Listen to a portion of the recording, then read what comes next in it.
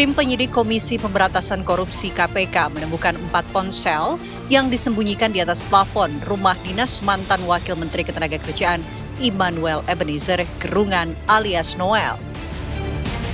Temuan 4 ponsel di atas plafon rumah Noel tersebut diungkap oleh tim penyidik KPK saat menggeledah kediaman Noel di kawasan Pancoran, Jakarta Selatan pada Selasa lalu.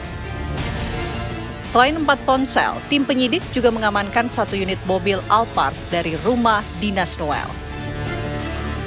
Tim melakukan penggeledahan di salah satu rumah di wilayah Pancoran, ya, yaitu rumah saudara IHG. Ya. Dari penggeledahan itu, tim mengamankan sejumlah barang bukti elektronik dan juga aset dalam bentuk kendaraan bermotor roda 4, dan hari ini juga langsung dibawa oleh penyidik ke K4. Isi dari BBE tersebut nanti akan kita buka, kita akan melihat informasi-informasi dalam BBE tersebut yang tentu akan menjadi petunjuk, akan menjadi barang bukti bagi penyidik untuk mengungkap perkara ini. KPK menyatakan pihaknya saat ini juga masih mencari keberadaan 3 mobil mewah yang diduga sudah dipindahkan dari rumah dinas Noel.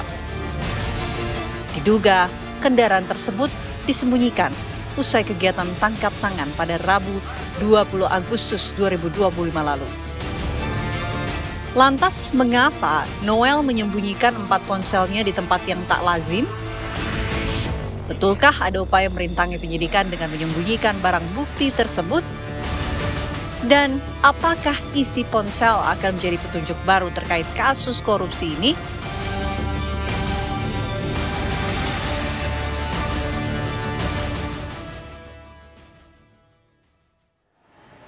Ya, pemirsa, tim penyidik KPK ini menemukan 4 telepon genggam di atas plafon rumah dinas dari mantan Wamenaker Immanuel Ebenezer dan juga 1 mobil Alphard. Dan KPK ini juga masih menelusuri keberadaan 3 mobil mewah lainnya yang sudah dipindahkan diduga ini dari rumah dinas tersebut. Nah, kemudian yang menjadi pertanyaan, mengapa ponsel-ponsel ini disembunyikan di plafon? Apakah ini termasuk dalam upaya merintangi penyidikan atau ingin menghilangkan barang bukti, dan apakah ponsel ini juga bisa menjadi petunjuk baru untuk mengungkap kasus korupsi ini? Kita akan membahasnya malam hari ini dengan sejumlah narasumber yang sudah hadir di Apa Kabar Indonesia Malam. Ada PLT Ketum Jokman nih, Mas Andi Aswan. Selamat malam, Mas Andi. Malam, sehat ya, Mas? Sehat. Ya. Terima kasih sudah hadir malam hari ini. Semangat, harus semangat. Dan juga bergabung bersama kita malam hari ini ada Bu Yenti Ganarsi, ahli hukum tindak pidana pencucian uang. Bu Yenti, apa kabar? Baik, sehat ya Bu, terima kasih sudah hadir. Dan juga bergabung bersama kita tentunya ada mantan penyidik KPK, ada Mas Yudi Purnomo Harahap. Mas Yudi, apa kabar? Alhamdulillah baik. Alhamdulillah. Bahkan juga baik kan? Baik dong. Mas Andi, ini tempat menyembunyikan ponselnya nggak lazim nih di atas plafon loh, Mas. Kenapa kemudian disembunyikan di atas plafon kira-kira, Mas Andi? Ya mungkin panik ya, mungkin panik kali ya, kan akan digeledah rumah itu, mungkin orang-orang di situ ya udah mungkin nggak tahu apa ada pesanan atau memang secara spontan udah nggak ada tempat lain ya dilempar aja, mungkin ditaruh di sana kan tempat itu. Ya berpikir kan bahwa KPK tidak akan melihatlah ke sana kan. Kalau kita namanya digeledah ya mungkin dari Mas Yudi nanti akan menerangkan lebih lanjut. Pasti kan semuanya juga mungkin dinding pun akan diketok-ketok juga kan. Apakah ada ruangan di dalam itu atau tidak kan begitu. Ya yang jelas adalah ya kalau kita bicara seperti ini artinya memang mens reanya ada gitu loh. Ya. Artinya memang ini ada satu perbuatan apalagi yang memang ya disengaja menurut saya kayak begitu. Kalau misalnya itu ya nggak usah diumpetin aja, taruh aja di situ kan, di tempatnya misalnya kan. Apalagi ada 3 mobil mewah itu hilang, nah itu luar biasa buat saya, itu jadi pukulan juga buat kita nih sebagai teman juga ya. Artinya ya mohon maaf ya, saya sendiri juga kaget juga dikatakan mobilnya mewah itu sampai 3 dilarikan. Kalau tadi Alphard itu saya tahu, emang itu sering dipakai untuk itu. Tapi yang 3 itu kan jarang memang itu. Ya. Tapi yang jelas itu ya kepada teman-teman yang dititipkan itu ya segeralah kembalikan kepada KPK ya atau polisi terdekat ya itu ya. Biar tidak berpanjang lebar lagi gitu loh. Karena ini masalahnya sudah dengan hukum ini gitu loh. Ya kan? Apa yang telah dilakukan oleh mantan ketua umum dari Joman ini ya, ini merupakan suatu ada tindakan diri pribadi dari Pak Noel itu sendiri, Bang Noel itu sendiri gitu loh. Bukan menggeret-geret teman-teman yang berafiliasi, ada yang dari Jokowi Mania atau dari Prabowo Mania. Itu adalah murni dari Bang Noel itu sendiri. Sebagai apa? Sebagai wakil menteri yang ditugaskan oleh pemerintah untuk itu. Oke, Mas Yudi, tapi kita juga penasaran, KPK ini kok bisa ya sampai dapat 4 ponsel di atas plafon? Apakah ketika menggeledah itu sudah dapat informasi atau pencariannya seperti apa? Jadi gini Mbak, ketika suatu rumah digeledah, itu kan penyidik sudah mempunyai pertama informasi ya terkait dengan bahwa ada barang bukti di sana. Nah, sekarang bagaimana kemudian barang bukti tersebut ditemukan? Memang penggeledahan itu sangat penting. Terkadang kita nggak tahu akan mendapat apa di sana. Kadang-kadang ada rumah kosong, ternyata uangnya miliaran ditemukan. Nah, tapi tekniknya pasti sama, Mbak. Kita udah diajarin tekniknya dari kanan dulu nyisir, ya kan, ruangan ke ruangan, di AC atas AC, di plafon, gitu naik. Sampai sedetail itu ya, Mas sampai Yudi? ke basement. Bisa jadi ya KPK ketika kemarin menangkap Bang Noel, bisa jadi mereka tidak menemukan handphone misalnya, sehingga harus mencari di jangan masih di rumahnya. Itu yang pertama. Kemudian yang kedua, bisa jadi hanya ada satu, tetapi KPK sudah punya informasi Bang Noel ini punya banyak handphone. Nah, sehingga ketika sudah menggeledah itu jadi prioritas. Jadi saya bisa memahami suasana kebatinan saat itu bahwa salah satu tujuannya ya selain mencari aset ya kayak Alphard kan dapat, tapi 3 nggak dapat. Betul. KPK ya terhadap mobil yang hilang aja bisa tahu merek-mereknya apa. Oke, berarti KPK saat ini sudah mengantongi sudah mungkin mengantongi, ya Mas Yudi? termasuk handphone ini. Nah, kenapa KPK membutuhkan handphone, Mbak? Saat ini alat komunikasi yang dekat dengan manusia adalah handphone. Disitulah jejak digital ya terkait dengan komunikasi, terkait dengan aktivitas ada di sana. Dan ketika saya melihat bahwa handphone ini ditaruh di plafon, maka kemungkinan yang meletakkan di sana terburu-buru. Kalau terburu-buru artinya kemungkinan dia tidak bisa melakukan apapun terkait dengan handphone tersebut. Misalnya tidak tahu password.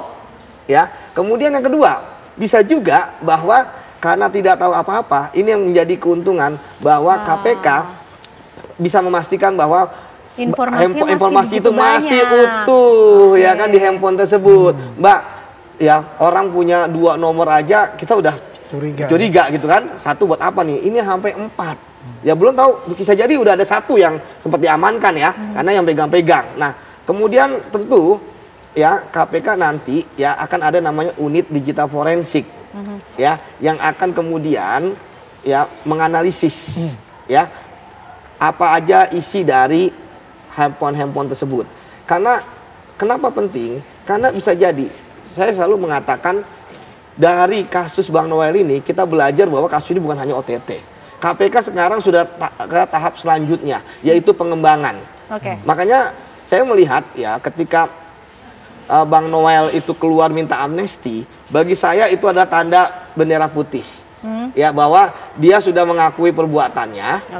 Tapi apakah kemudian hanya sampai minta amnesti? Harusnya menjadi justice kolaborator bagi saya untuk membongkar. Karena gini Mbak, andaikan saat itu KPK ya 1 kali 24 jam mobil-mobil yang lainnya itu KPK sudah ketahui hasil kejahatan pasti sudah dibawa pada malam itu. Tapi kan malam itu bawa Ducati dari rumah anaknya, ya kan? Kemudian membawa Bang Noel, ya kan? Kemudian ada informasi 3M. Artinya bisa jadi ya KPK berharap dengan ditemukannya 4 handphone ini masih banyak lagi yang bisa digali. Ada percakapan-percakapan dan bisa jadi dengan KPK berhasil menemukan handphone ini banyak orang yang tidurnya tidak nyenyak. Sebelum ke situ Mas Yudi, kita pengen tahu dari Bu Yenti. Bu Yenti, kalau melihat perjalanan dari kasus yang menyeret mantan Wamenaker, ini kita bisa membaca adanya modus TPPU juga Bu di situ? Iya, sudah terjadi malah ya. Apalagi OTT kemarin itu untuk IBM itu ya. Kalau menurut saya, kalau dari media kan Pak Noel ini kan ditangkapnya tengah malam. Setelah itu, jadi ini bukan OTT dong, itu ditangkap saja karena ada pengembangan dari OTT itu. Jadi ini juga maaf ya KPK ya, karena tangkap tangan itu kan di KUHP kan tertangkap basah, gitu. Artinya pada saat melakukan itu ya, menerima suap itu ya, menerima suap. Kemudian dikembangkan dan tadi dikatakan bahwa setiap OTT itu pasti sadapan setelah salah dumas ya, pengaduan masyarakat kan ini kemudian sadapan, kemudian sudah ada angka 2019 bahkan sejak 2019 terus menerima 3M Desember. Yang 3M Desember itu kan udah TPPU semua. Ducati itu TPPU. Ducati itu dari IBM yang dia merasa inilah pemerasannya kan yang menurut media juga bahwa minta Ducati lah intinya. Terus dia pergi beli. Nah, IBM ini belinya pakai uang apa? Kalau udah 2019 pasti beli Ducatinya pakai uang hasil kejahatan, harus dicari ya kalau ada buktinya. Kemudian gini, saya agak bingung ya. Saya itu mempelajari cyber laundering juga ya. Cybernya. Saya itu beberapa kali ke cyber dan ke Bareskrim ya, divisi siber juga. Itu yang namanya lapor bahwa ada penipuan nomornya sekian. Saya berpikir bahwa Pak Noel itu nomornya sudah ada dong di sadapan, bahwa harusnya KPK udah tahu Pak Noel itu punya berapa nomor. Itu kalau mencari HP-nya itu nggak usah dicari gini-gini, nggak usah. Tinggal dideteksi saja ya Bu. Dari KPK saja sudah tahu letaknya di sekitar sini. Harusnya ada itu. Saya nggak tahu kenapa KPK sekonvensional itu sampai dicari-cari berapa hari kemudian gitu. Kayaknya nggak gitu deh. Karena kita tahu, oh ya posisinya di sini. Itu gampang sekali, ada alatnya itu dibeli oleh pajak rakyat, gunakan dengan baik gitu kan.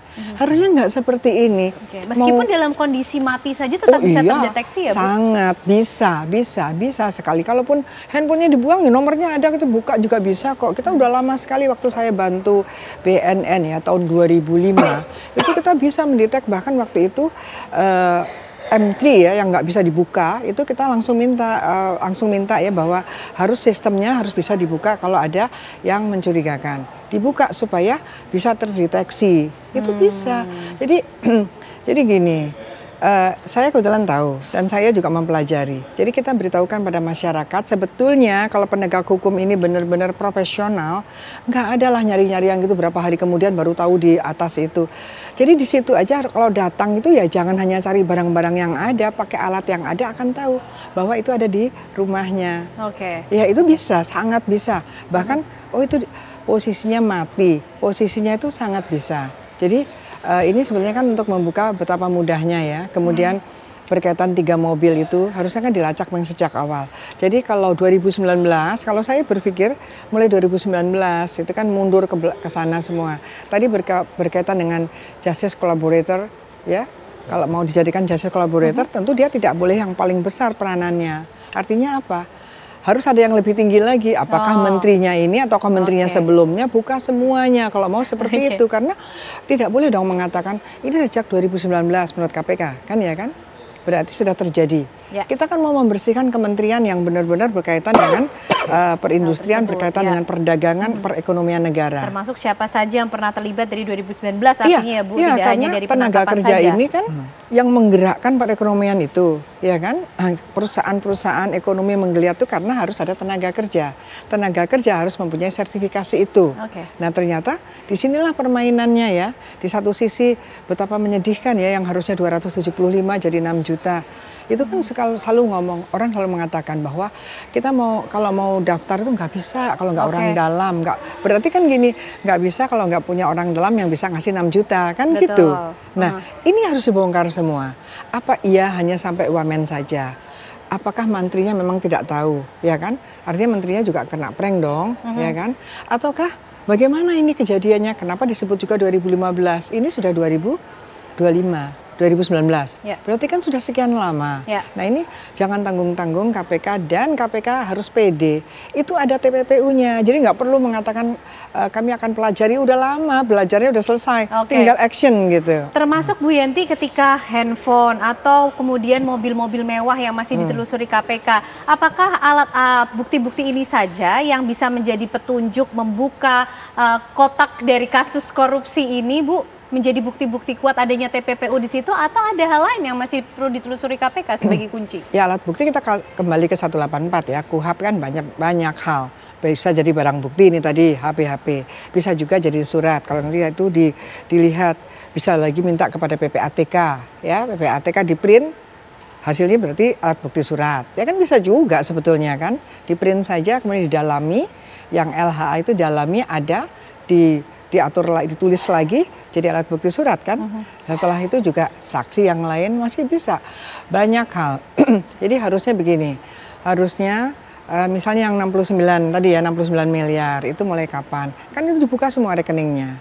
Rekeningnya dibuka semua dari mana saja, kan dari pengusaha kan, dan kemudian setelah itu ke siapa saja. Itu dibuka semua, kan kena semua. Satu orang saja, misalnya Pak Noel beli apa? Untuk istrinya kena TPPU. Untuk anaknya kena TPPU. Kalau anak ini memang menerima hasil kejahatan dan ada unsur subjektif satu lagi yang paling penting adalah anak atau istri yang menerima itu harusnya sudah curiga. Tapi kalau tidak mencurigakan ya tidak kena. Oke. Itu paling penting. Menarik nih, semakin menarik ketika kita bicara siapa-siapa saja kemudian kira-kira yang menerima uang dari hasil TPPU atau siapa yang terlibat, karena kita lihat kasusnya sudah dari 2019. Dijawabnya nanti ya, kita bahas bersama Bapak Ibu usai jeda. Pemirsa, kami kembali. Baik pemirsa, kita lanjutkan pembahasan kita malam hari ini. Tadi sudah mulai disinggung nih soal siapa-siapa saja kemungkinan yang menerima aliran dana hasil TPPU dalam kasus korupsi ini. Kita coba tanya lah ya dari orang dekatnya dulu yang sama-sama di Jokman. Mas Andi, sebelum ditangkap oleh KPK, ini komunikasi terakhir dengan Noel seperti apa, Mas? Hati-hati loh, apakah jangan-jangan disadap juga nih Mas Andi? Komunikasi dengan beliau itu udah lama. Dia komunikasinya tuh cuma singkat aja gitu. Dia ngirim aktivitas dia ya mengunjungi perusahaan A, perusahaan B. Lebih banyak itu. Tidak ada bicara, gampang loh, tinggal aja lihat punya saya. Kan jadi siap aja ya Mas kalau misalnya kalau dia siapa dimintai aja keterangan. Itu kan ada 4 kan. Ya. Nah ini kan kita perlu perhatiannya di 4 ponsel itu, mungkin ada satu hal-hal tersebut ya. Tapi kalau untuk saya sendiri itu yang dikirim itu adalah aktivitas dia gitu di YouTube, ya, di Instagram kayak gitu, model seperti itu. Tapi saya akan mengelaborasi sedikit ya bagiannya. Bahwasannya ini adalah ya cukup merusak lah kita punya kewarasan kita gitu dengan kondisi seperti ini. Artinya begini, apa yang dia lakukan itu kan, itu tidak semestinya apa yang kita pikirkan gitu. Mencoreng. Selama ini ya mencoreng lah secara organisasi ya. Mencoreng. Ya titik hitam yang paling besar lah buat kita ini. Karena kan kalau kita lihat apa yang dia lakukan ini kan luar biasa gitu. Bagaimana membantu menyelesaikan persoalan-persoalan buruh maupun pekerja yang katakanlah dizolimi oleh majikannya begitu ya. Dan terus menerus kayak gitu. Dan itulah ada panutan kepada para aktivis ya, panutan lah dari Jokowi Mania dan juga mungkin Prabowo Mania untuk itu kan, untuk konsisten dengan garis perjuangan kita untuk membela rakyat dan membantu pemerintah untuk menyelesaikan semua tugas-tugasnya sampai selesai kan begitu. Dengan kejadian ini ibaratnya petir di siang bolong gitu kan. Apalagi kalau kita lihat ya, ini masalah K3. Ini sangat luar biasa. Dari 275.000 naik ke 6 juta saja itu luar biasa. Pertanyaan saya, 6 juta ini apakah pas Noel jadi wamen ataukah ini masih sejak 2019? Kan satu itu poin dulu. Kedua, kalau kita lihat angka kecelakaan kerja itu luar biasa naik terus. Tahun 2024 itu 492.000 ya. Di tahun 2023 itu 390 something. Ya, ribu juga. Artinya ini memang diperlukan sertifikasi. Apakah sertifikasi ini katakanlah dia bayar akhirnya tidak dicek di lapangan sehingga meningkat itu nama angka kecelakaan kerja. Ini permasalahannya bukan hanya dari segi wakil menteri, tapi di mana fungsi mitigasi dari Inspektorat Jenderal. Itu perlu juga diaudit lagi. Harus ada mitigasi seperti itu gitu loh. Jangan salah ya, Inspektorat Jenderal itu bintang 2 rata-rata loh. Ya kan, ini kan mesti kita juga harus perhatikan bagaimana sih struktur dari Kementerian Tenaga Kerja itu seperti apa gitu. Kalau memang dari zaman katakanlah Pak Eman Suparno sampai sekarang ini yang terjadi ya, itu tidak ada yang namanya evaluasi, koreksi secara menyeluruh ya, dengan ada kan banyak sekali tuh dia Tenaga Kerja itu. Nah ini baru levelnya menteri ini baru kena nih, ya kan. wakil menteri. Tapi Mas Andi yang saya mungkin penasaran tadi komunikasinya hanya di satu nomor yang sama dari awal. Satu nomor yang sama dari awal. Sampai akhirnya ditangkap. Saya masih bisa buka kok. Oke, baik, di situ poinnya. Nah, Mas Yudi, ini menelusuri soal siapa-siapa kemudian nama-nama yang mungkin juga bisa diungkap dengan adanya 4 ponsel ini kan, Mas. Kalau kita lihat juga dari rentang waktu peristiwanya sendiri kan 2019 ya sebenarnya sudah terjadi sampai kemudian kemarin 2025, tapi Noel baru menjabat 2024. Artinya menteri yang menjabat sekarang atau mungkin menteri yang sebelumnya menjabat ini juga nanti ada kemungkinan untuk dipanggil KPK? Ya saya pikir kalau ada bukti pasti dipanggil oleh KPK. Tadi saya katakan bahwa mengapa sih orang-orang ini ya kemudian yang sudah bermain di ruang gelap terkait dengan sertifikasi K3 ini kemudian berani untuk memberikan uang kepada Noel 2 bulan setelah dia menjabat. Karena mereka ingin mendapatkan kepastian dukungan. Jadi mereka ingin Bang Noel ini menjadi backing bagi mereka. Kalau masalah teknis bagaimana memeras, bagaimana istilahnya mereka menggunakan rekening-rekening yang bukan rekening mereka ya kan mereka pakai rekening orang lain yang nggak kedetek gitu kan untuk menampung dan sebagainya, itulah mereka, tugas mereka itu. Tetapi tugas dari orang-orang di atasan mereka yang mereka berikan uang, ya ada direktur, ada dirjen, itu adalah memastikan mereka aman, ya koordinator ini si Bobby ini aman, ya dalam menjalankan tugasnya. Makanya kan uang dia kan sekitar 69 miliar yang ke dia, tapi saya yakin itu pasti akan mengalir kemana-mana. Nah kalau suasana kebatinan Bang Noel ya, analisis saya ya, dia kan wamen. Ketika diberikan oleh Bobby dan kawan-kawan uang 3 miliar lagi, masa Bang Noel nggak mengatakan menteri gimana? Kan pasti begitu ke orang-orang itu. Benar nggak? Pasti gitu kan? Karena kan dia hanya wakil. Wakil dapat segitu gitu kan? Apalagi menteri gitu ya. Iya, makanya pasti Bang Noel juga nanya. Karena nggak mungkin dia berani terima kalau misalnya menterinya nggak ada oke dari mereka. Tapi ya sudahlah, itu pembuktian KPK menurut saya ya. Tetapi pola ini, karena ini udah berlangsung dari 2019, pasti pola minta backingan dari pejabat ya, paling tinggi di atasnya, itu pasti dilakukan. Sebelumnya nggak tahu saya ada wamen atau tidak gitu kan.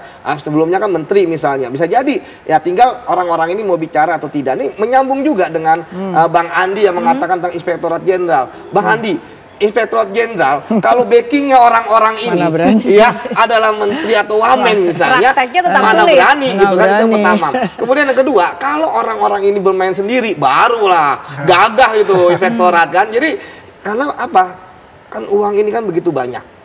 Ya kalau melihat bagaimana KPK menyampaikan ya ketika ini terbongkar kan adanya informasi. Sebenarnya saya juga melihat yang menarik ya. Berarti selama ini perusahaan-perusahaan yang diperas itu juga sukarela gitu kan selama 2019, 2020, 2021. Baru kemudian puncaknya mungkin ada yang merasa ini sudah keterlaluan. Ya itu yang pertama. Atau yang kedua bisa jadi di dalam internal mereka ya kan bisa jadi hujan nggak merata gitu kan. Ya memang celakanya adalah salah satu tersangka itu ya adalah suami dari pegawai KPK. Itu kan juga tambah KPK lagi naik namanya gitu kan, ada aja kan.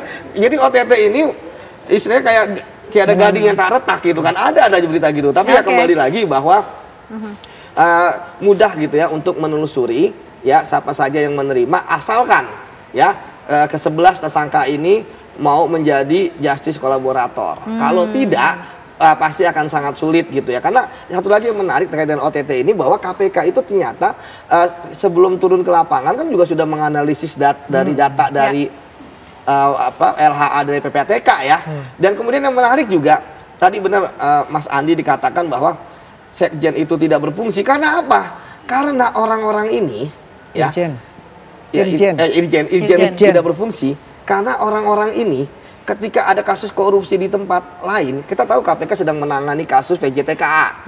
Yang sama juga modusnya, ada perusahaan ketiga, ya kan, orang-orang juga sama, gitu kan, apa namanya, tingkatan jabatannya. Tetapi mengapa mereka masih tetap melakukan itu? Karena mereka merasa, pertama, bisa jadi KPK dianggap hanya satu tempat satker aja, nanti akan pindah yang lain. Tapi yang kedua, mereka merasa saya sudah memberikan kepada backingan saya kok. Ya kan, yang akan melindungi saya aman. Jadi saya terus aja gitu kan. Karena bagi saya Mbak, Irjen itu akan mudah melakukan identifikasi. Karena Irjen itu kan ilmunya cuma 3 ketika ada suatu dia bekerja di suatu kementerian. Pertama, satker yang anggarannya besar, ya kan. Kedua, satker yang proyeknya banyak. Oke. Ya kan? Ketiga, satker yang mengurus perizinan. Jadi di sini bisa mereka mitigasi fraudnya. Tetapi selama 6 tahun ini, ya kan, mitigasinya kemana? Nah, itu pertanyaan berikutnya. Nah, berikutnya tapi masih ke Bu Yenti dulu, Bu. Ya, soal penjeratan TPPU ini sendiri. Noel bisa dijerat dengan TPPU, sudah jelas berarti ya Bu Yenti ya? Jelas lah kalau berkaitan dengan yang 3M Desember, itu dilihat. Dapat 3M itu saya nggak tahu ya. Ada 3M itu apakah melalui transfer atau apa. Kemudian PPATK. PPATK kan sudah ada datanya. Ya artinya zamannya Pak Noel saja mulai Desember ya. 2 bulan setelah dilantik sampai dengan bulan-bulan ini ya Agustus. Itu kan sudah cukup lama. Apakah yang 3M itu tidak diapa-apakan? Disimpan aja atau sudah kemana-mana? Atau juga kan ini sudah dibuka ya karena jadi gini, masuknya menggunakan TPPU-nya 3M tadi yang Desember. Dengan adanya calon penersangkaan angka TPPU ini membuat leluasa KPK untuk membuka rekening-rekening. Ya kan? Termasuk rekening yang tidak berkaitan dengan yang OTT ini. Jangan-jangan bukan hanya 3M, jangan-jangan ada transaksi-transaksi janggal, transaksi-transaksi besar yang memang ditransaksikan oleh Pak Noel ini. Nanti akan lihat dia beli apa, uang ini dari mana. Itu aja terus-terusan. Follow the money. Follow the money. Betul. Nah itu follow the money-nya seperti itu. Sampai dengan ini ngalirnya kemana, tapi kita lihat sebelum ngalir ini sumbernya dari mana. Kalau sumbernya bukan dari penghasilannya yang sah, dan kemudian mengalir kemana-mana, yaitu TPPU semua. Saya katakan bahwa TPPU itu kan aktif dan pasif. Orang melakukan korupsi, menerima uang hasil korupsi dalam hari ini mungkin menerima gratifikasi atau suap ataukah pemerasan, kemudian mengalir kemana? Dia berarti melakukan TPPU aktif. Orang yang menerima penerimaan itu adalah TPPU pasif, dan pasif tuh harus. KPK belakangan tidak pernah pasif. Padahal dulu waktu Presiden PKS itu pasifnya jalan semua. Ya, polisi dengan Malindadi pasifnya jalan. Ini kalau diminimalisir dengan pasifnya tidak terjangkau, bahaya sekali. Jangan-jangan uang-uang itu ya di pasif-pasif ini. Jadi supaya kita menjerakannya adalah jangan ada orang-orang yang bersedia menerima pasif-pasif dan tidak tersentuh. Nah, jadi harus tahu juga ini dari mana sumbernya. Iya, dan kita mengingatkan ya, dan integritas bangsa seperti yang RK lah ya. Karena kemungkinan itu adalah perempuan itu kemungkinannya akan berkaitan dengan penerimaan hasil korupsi, ya kan? Penerimaan korupsi berarti kan pasif. Ini pasif sudah diperiksa pasifnya. Nah yang ini KPK banyak sekali ngutangnya yang pasif-pasif tidak ditelusuri. Nah ini bahaya sekali. Yang pasif ini siapa, berapa? Jangan-jangan uang-uang yang di pasif itu jauh lebih besar daripada jumlah yang diaktifkan ya, yang aktif. Walaupun pidananya yang pasif itu jauh lebih rendah, yaitu hanya 5 tahun. Hanya 5 tahun. 5 tahun itu besar ya. Yang aktif maksimum 20 tahun. Jadi dengan TPPU ini kita berharap hakim menjatuhkan pidana, walaupun pidana itu katanya nanti kalau dipidana lama-lama beban negara besar. Tapi kan ini banyak hal yang mereka harus dipidana lama. Karena penjaraannya gitu, dan penjaraan pemiskinan tadi dengan ditelusuri follow the money, tarik kembali. Nah, itu. Harus ditanyakan kembali bagaimana kemudian komitmen negara untuk betul-betul memerangi korupsi begitu ya. Nampaknya soalnya Noel ini punya informasi banyak mengenai kasus ini. Apakah kemudian dengan ditemukannya 4 ponsel di plafon dan masih ada mobil mewah yang masih ditelusuri, ini juga menjadi modus merintangi penyidikan kah? Atau ada upaya menghilangkan barang bukti? Nanti bisa dijawab ya sesaat lagi pemirsa, kami kembali tentunya. Kita lanjutkan pemirsa pembahasan malam hari ini mengenai kasus kemudian yang menyeret mantan Wamenaker Mas Yudi, akal-akalan menyembunyikan ponsel sampai di atas plafon, memindahkan mobil, akal-akalan yang biasa digunakan oleh para pelaku korupsi tidak sih Mas, lazim digunakan untuk merintangi penyidikan kah? Iya, karena mereka kan nggak ingin tahu terbongkar semuanya. Jadi mereka harus menyembunyikan barang bukti yang diduga akan diketahui oleh penyidik, seperti itu Mbak. Tadi saya katakan handphone itu kan semua aktivitas kita, semua percakapan komunikasi kita terekam di sana. Kita kemana aja ada di sana. Kita bicara dengan siapa ada di sana. Itulah sebabnya ini adalah kunci Mbak. ini adalah barang bukti yang bisa membuka kotak Pandora. Itu sebabnya maka saya yakin bahwa 4 barang bukti ini itu nanti akan ditanyakan ke Bang Noel. Saya harap Bang Noel ya kooperatif mau membuka misalnya passwordnya lah, ya kan? Walaupun ya nanti tim digital forensik KPK ya bisa juga gitu ya. Tapi dengan mau memberikan password, setidaknya itu ada tanda bahwa Bang Noel sekarang udah kooperatif seperti itu. Karena bagi saya sekarang Bang Noel itu bagi saya ya itu sebenarnya bukan pelaku utama ya, karena jabatan dia hanya wamen gitu kan, itu yang pertama. Jadi ya kan? Wamen itu tinggi tahu. Dicurigai ada aktor lebih besar lagi di balik ini. Bu, menteri misalnya kan, sekjen gitu kan. Masih ada potensi ke sana. Masih ada potensi. Jadi saya berharap KPK mendapatkan bukti-bukti untuk membuka kasus ini ke atas, ke samping kanan, samping kiri, dan ke bawah. Karena kan 3 pelaku korupsi itu kan, pertama adalah intellectual leader yang punya kewenangan tinggi, yang kedua adalah koordinator, dan yang terakhir itu adalah eksekutor. Eksekutor ini juga saya pikir ada 8 orang ini kan belum semuanya ketangkep. PT aja baru 2 orang 1 PT loh. Bisa jadi ada PT-PT lain. Kan ada puluhan PT. Iya kan, yang PT ini juga harus dibongkar, Mbak. Jangan-jangan ratusan PT ini pemiliknya cuma 3 atau 4 orang. Nah, ya kan? Nah, ini juga menarik gitu kan, bahwa mereka adalah perusahaan-perusahaan bendera-bendera yang hanya dipinjam untuk kemudian memeras orang-orang yang mengurus ya terkait dengan K3 atau sertifikasi. Begitu. Jadi diharapkan nanti Bang Noelnya juga kooperatif untuk memberikan informasi-informasi tersebut, begitu ya Bang Mas Yudi. Terima kasih informasinya, kebersamaannya malam hari ini harus beranjak ke agenda berikutnya ya Mas Yudi ya. Oke, kita lanjutkan tapi pembahasan kita malam hari ini. Bu Yenti, bicara lagi soal TPPU Bu Yenti. Ini bagaimana kemudian handphone tersebut yang disembunyikan? Ada 4, informasinya sepertinya begitu penting Bu Yenti di situ, termasuk mobil-mobilnya gitu. Data dari, kalau saya berpikir ya, yang namanya penyadapan itu kan memang dari komunikasi dari handphone ya. Itu pasti itu dari situ. Selain tadinya kan pengaduan masyarakat, hanya Dumas pengaduan masyarakat, kemudian KPK bergerak. Karena KPK kan boleh menyadap dan sebagainya, kita berikan itu kemudian sehingga tahu kan kapan mau diberikan, itu kan datanya pasti dari handphone. Ya bahwa ini akan penyerahan di sana, yang bukan tengah malam, yang bukan Pak Noelnya itu. Ya itu jadi itu saya kira secara teknis itu sebetulnya tidak perlu dibahas lagi deh. Itu silahkan KPK dengan perangkat yang ada dan profesionalitasnya silahkan itu dibuka semua. Dari situ yang penting setelah dibuka apa yang dilakukan, gitu kan? Membaca data-data itu, membaca data dari LHA, PPATK. Jadi di situ nanti akan dicari kemana saja. Jadi jangan hanya melihat 11 orang ini, tapi apalagi 11 orang ini kan hanya kalau berkaitan dengan Pak Noel kan hanya berapa bulan, padahal katanya mulai 2019 ya kan, 2019 itu kan itu yang ganti kan menteri, wamennya dan sebagainya. Tetapi orang-orang di sana kan kebanyakan kan memang karir di sana. Betul. Nah itu yang harus dibersihkan, karena kan gini, kan orang kalau mau bekerja itu pekerja-pekerja itu harus punya sertifikasi K3.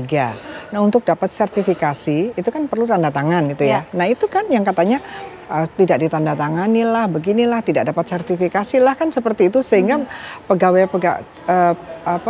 pekerja-pekerja itu kan pada akhirnya mau 6 juta atau sebelumnya entah berapa gitu yang harusnya 275 itu ya yang kita prihatinkan gitu ya, yang apalagi sekarang ya sedang demo mereka ya, kan sedih sekali mereka mau mencari pekerjaan sementara di atas ini orang-orang yang sebetulnya punya kewenangan, sebetulnya juga punya tugas besar yaitu mengawasi malah terlibat. Nah sekarang kalau sudah sampai ke wamen yang sekarang ini menurut saya sih terlibat nggak terlibat, menteri itu harus diperiksa. Paling tidak ya gini, kalau dalam persidangan saja kita kadang-kadang ada saksi yang ada charge ya, saksi yang meringankan. Itu artinya siapapun yang punya pengetahuan itu dimintain keterangan ya tentang itu. Tidak harus saksi-saksi yang terlibat. Nah ini kan bisa segala kemungkinan yang bisa dihadirkan dimintain keterangan, termasuk dari menterinya, bahkan mantan menteri pun bisa mantan menteri bukan menteri ini ya, mantan menteri siapapun yang tidak terlibat pun bisa dimintain keterangan sebetulnya gimana sih sistemnya. Ini kan jadi tersistem. Jadi gini, kalau pemanggilan untuk keterangan dipanggil sebagai apa dan kepentingan apa, tidak harus orang yang terlibat. Jadi bisa saja mantan menteri yang dulu yang mungkin menterinya bagus, itu juga akan ditanya gimana meskipun bagaimana kemudian sistemnya bekerja sebetulnya bagaimana gitu ya, kan itu namanya kalau kalau misalnya jadi ahlinya, nanti ahli yang memberikan keterangan itu adalah ahli yang experiences. Dia dimintain keterangan sebagai ahli saja bisa berkaitan dengan pengalamannya yang bersangkutan sebagai menteri, meskipun tidak terlibat gitu ya. Manajer satu kementerian. Itu kan lihat di mana sih celahnya. Nah, ini kan sudah berlarut-larut terjadinya. Dengan katakan berlarut-larut terjadinya berarti TPPU-nya banyak gitu. Itu kata kunci ya untuk KPK. Apalagi sudah mulai Desember ini satu orang. Mulai dari Desember dia menerima dari siapa? Yang memberikan ini IBM ini memberikannya kemana saja? Yang diberikan oleh IBM itu mengalir kemana? Itu sudah TPPU juga. Beli Ducatis pun kalau itu nanti buktinya ada bahwa yang membelikan adalah IBM. Untuk Wamen ini, IBM ini, apakah bisa dilihat sumber sahnya? Atau Pak Noel tuh sebetulnya sebelum ini sumber sahnya, sumber keuangan sahnya itu dari mana aja sih sebelum jadi Wamen? Ya, kalau ada mencurigakan, ini ya, karena kemudian sudah 11 orang yang ditetapkan tersangka, ini sepertinya masih ada potensi untuk bertambah banyak lagi dalam kasus ini, Mas Andi. Nah, dari Jokman gimana nih sikapnya, Mas? Tidak harus yang terlibat kok kalau diminta keterangan. Sikap kita adalah ya, karena ini udah ada ranahnya yang namanya korupsi, itu memang harus kita lawan. Apalagi Pak Prabowo kan dalam asta-citanya itu kan memerangi korupsi itu. Dan dia kan beliau kan mengatakan siapapun itu ya, maupun dari partai saya maupun dari pembantu-pembantu saya, kalau terlibat korupsi saya akan libas. Dan ini dibuktikan dalam waktu 4 jam langsung surat pemecatannya itu dikeluarkan, ya kan? Artinya apa? Benar-benar fokus bahwa pemerintah Indonesia ini untuk menghancurkan atau melibas yang namanya korupsi. Itu. Ya, itu kan itu sangat penting. Itu poin yang sangat penting untuk itu. Dan juga kita apresiasi yang sebesar-besarnya kepada KPK. Terus maju KPK, bongkar semua ya korupsi-korupsi yang ada di Indonesia ini ya. Jangan lupa juga ya bekerja sama dengan PPATK itu biar semua itu aliran-aliran dana itu jadi terang benderang. Kemana saja arahnya ini duit-duit itu yang diterima oleh para petinggi-petinggi negeri ini. Jadi untuk itu salut buat KPK, semangat terus. Berarti siap kooperatif untuk bisa ikut membuka juga kalau misalnya nanti dimintai keterangan lah begitu ya paling tidak. Terima kasih Mas Andi, Bu Yenti juga terima kasih atas penjelasan dan diskusinya malam hari ini pemirsa.